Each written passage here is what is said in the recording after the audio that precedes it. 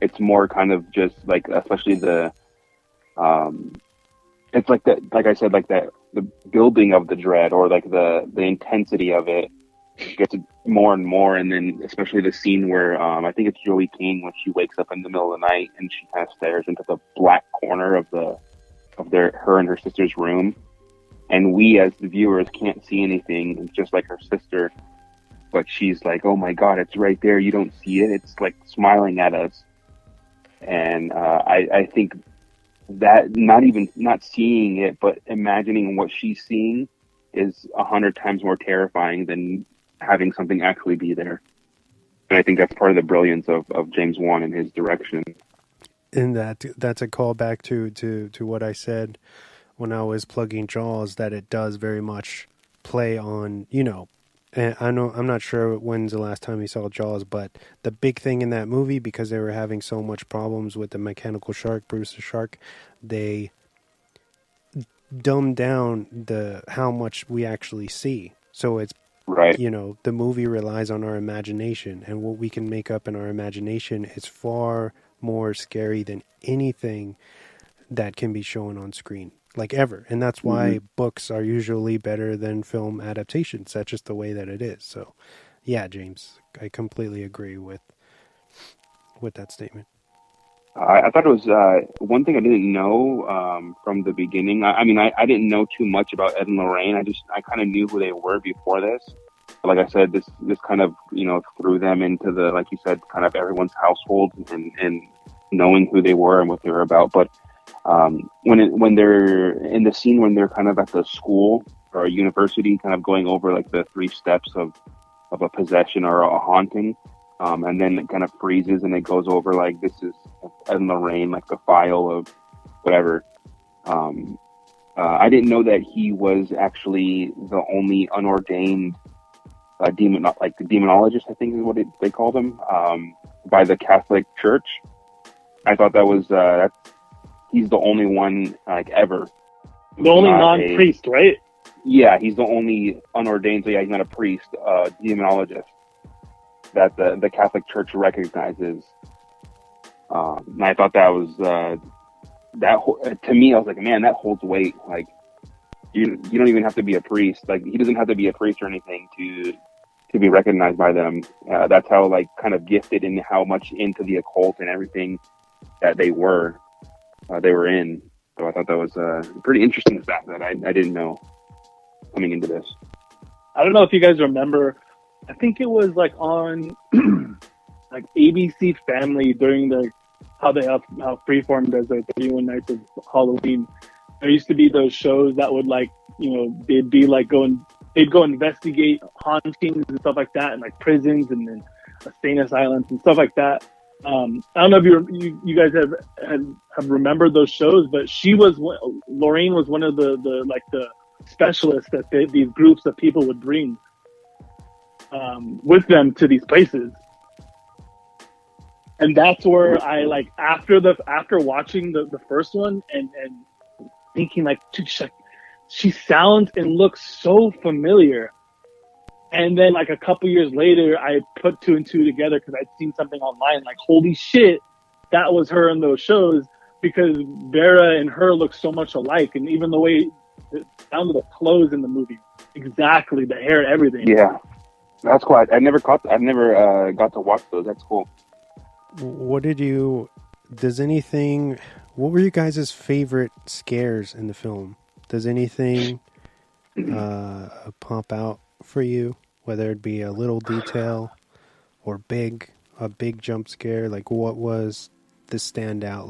Okay, for example, Ryan, in the theater, did anything make you fucking catch you off guard that you can think of? It's funny because so how James was explaining how right before the movie kicks off, it's that little scene where they're talking to the classroom, and it kind of tells you a little story, and then it says The Conjuring. I swear to God, there's nothing scary in that scene, but as soon as that came up on screen and you read it and the music cues, and it's super fucking eerie and just yeah, your hair sticks up. you get goosebumps. As soon as that Conjuring hit and that music started, there were about like 3 or 4 people in the audience that fucking like yelled at the top of their lungs. And that's when I knew, like, shit, it's about to pop off. So from then on, like, that was a standout. And then that scene where, kind of towards the end, where they're all in the living room and they're investigating. They have all their equipment set up, and one of the older daughters, her hair starts to lift up. Oh yeah. She gets pulled up. Like, just talking about that right now is like giving me the chills. Like, I fucking was terrified. And you see everything, and it looks super like practical. Like, it doesn't look CGI. That's what I love about this movie, man, is the practical effects on it. I mean, if they weren't practical, they sure as hell looked practical. So, I mean, everything in this looks real. I think that, like, again, that's what makes it so much scarier, because you're not like, oh, it's CGI, like, that's fake. And then that I think that one of the most iconic scenes in horror is her playing hide and seek with the clapping. Oh man! And that scene where everything's like, all the lights are on, she has that candle or the lamp or whatever, and you just see the hands right next to her face. I think they even use it as one of the posters, right? Yeah. Or like the Blu-ray DVD. That is iconic. But yeah, that scene and then in the living room when the daughter gets pulled up is it for me. Yeah. What about you guys? The two for me that really get me like on edge is when I think Lorraine, when she's having kind of like a flashback to when she first comes to the I think it's the parent house, and she talks about when she meets Carol and Roger, the mom and dad, and then the kids, but she's talking to the mom and dad first, and she sees like the black figure behind them, and then looking over the kids, she sees it kind of hovering around the kids as well, and I'm like, oh my god, like, to me that scares the crap out of me, to be like a person, if mediums are real, which I do believe they are, if that type of person sees those things all the time, would scare the shit out of me every single day. Like, I could not deal with being that type of, like, being that sensitive to like spirits and stuff. And then also the scene, I think it's I think two of the sisters are up in the room, and they look up at the little what is it, like a little mini closet or whatever, and Bathsheba's on top of it, like crouched on top of it, and then like the camera zoomed, like it kind of zooms into her. Oh my god, that scared the shit out of me when I first saw that, and even now seeing it, like, I'm kind of like squinting and like knowing it's gonna happen. I'm kind of like, oh fuck, hurry up, just do it, just get through with it. That still scares the crap out of me every single time. And I've seen this movie countless. I can't even tell you how many times I've seen this. And on top of that, like, knowing that this whole franchise is my oldest son, Jordan, it's his like favorite movies to watch, which scares the crap out of me. I was not watching scary stuff. I barely started watching scary things probably when we started doing this podcast. So for him to be like, "Oh yeah, this is awesome," it's fun to watch things like that with him. But also just like these movies, like just those two scenes, get me all the time. Seems like you're raising him right. Yeah, so some people might say otherwise, but he's fine. So he knows it's not. I mean, he knows it's real, but he knows that most movies that we watch together aren't real. So I gotta reassure. I gotta make sure he knows that these kind of things aren't real. So, what about you, Les? What sticks out to you? I really liked the more nuanced, like, existential dread beats in it, like when Vera or Lorraine first gets to the house and they're kind of investigating to see if it's, there's really a problem. She goes outside, and then Ed or Patrick Wilson comes out to console her and see what's wrong, and you just hear, before you see anything, you hear the sound of the noose kind of swinging back and forth. Oh, yeah. Yeah. Very faintly. And then, she looks up, Lorraine looks up at Ed, and there's like a body clearly like kind of swaying back and forth right next to his head. Little tiny things like that really get to me, because I feel like that's where it's, like James was saying, how when somebody is in tune with, or has that, that sense, how are they able to function? With, with all of these things coming at them 24/7, pretty much. It must be so overwhelming and constantly kind of berating you and bringing you down, unless you're able to hyper focus. I'm assuming that's what Lorraine was able to do, and turning it into something positive and helping people. Crazy. The music, like I think Ryan was saying, like the music throughout this, it's very much like Insidious, who I think the same guy did Insidious as well. The music cues are perfect.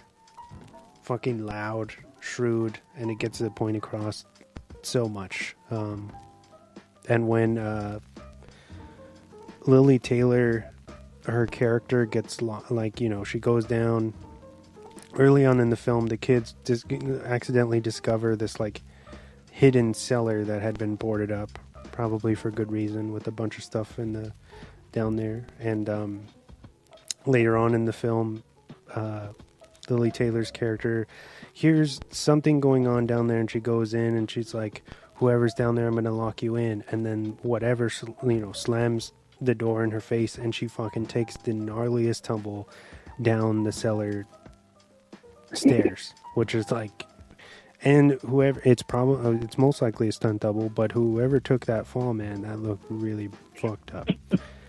There's no right way to fall down a set of stairs like that. But yeah, when it gets super quiet and they just throw like a little ball, because she has a sense of that there's a presence, but it never really, how do you say,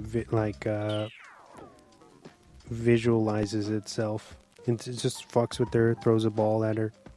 She runs up the stairs. It turns off the light or breaks the light bulb, so she's completely absolved in darkness at this point, freaking out. I can't imagine the kind of panic attack that you're going into at this point. It's like nightmare fuel for everybody.